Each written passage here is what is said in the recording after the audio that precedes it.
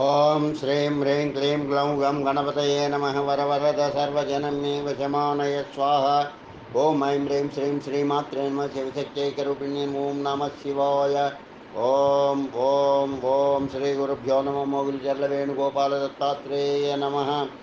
ओम आदित्याय सोमाय मंगलाय बुधाय च गुरुशुक्रशनिभ्यश्च राघवे केतवे नमः। आदित्यादि नवग्रहानुकूलप्रसादबलसिद्धिरस्तु। नवग्रह करावलंब स्तोत्रम।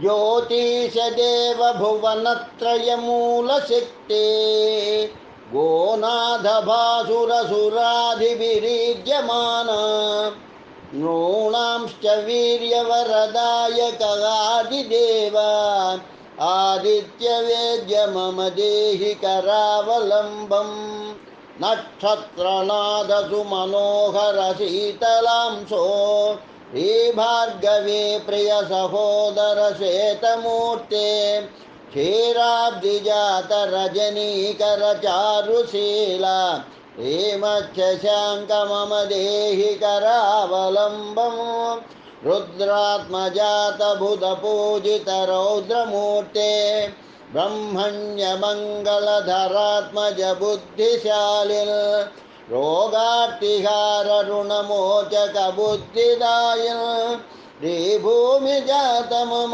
देहि करावलम्बम् सोमात्मजात सुरसेवित सौम्यमूर्ते नारायण प्रिय मनोहर दिव्यकीर्ते दीपाटवप्रद सुपण्डित चारुभाषिन् हे सौम्यदेव मम देहि करावलम्बम् वेदान्तज्ञानश्रुतिवाक्यविभाषितात्मा ब्रह्मादिवन्दितगुरो सुरसेविताङ्घ्रे योगीश ब्रह्मगुणभूषित विश्वयोने वागीश देव मम देहि करावलम्बम् उल्हासदायक कवे भृगुवंशजाता लक्ष्मी सहोदर कलात्मक भाग्यदायिन कामादिरागकरदैत्य गुरो सुशीला श्रीशुक्रदेव मम देहि करावलम्बम्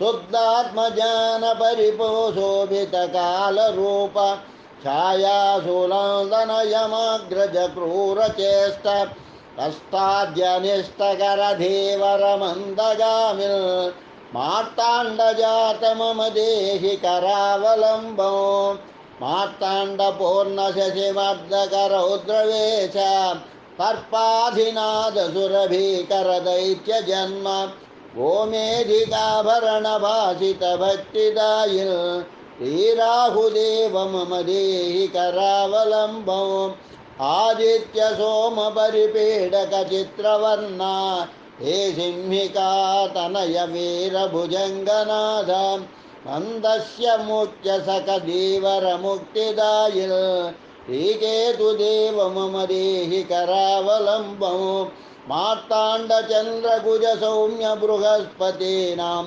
शुक्रस्य भास्करसुतस्य च राहुमूर्तेः चेतोश्च यः पठति भूरि करावलम्बम् स्तोत्रं स यातु सकलांश्च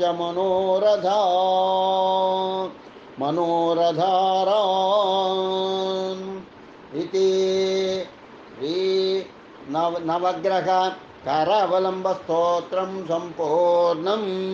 आदित्यादि नवग्रहानुकूल प्रसाद बल सिद्धिरस्तु तदस्तु।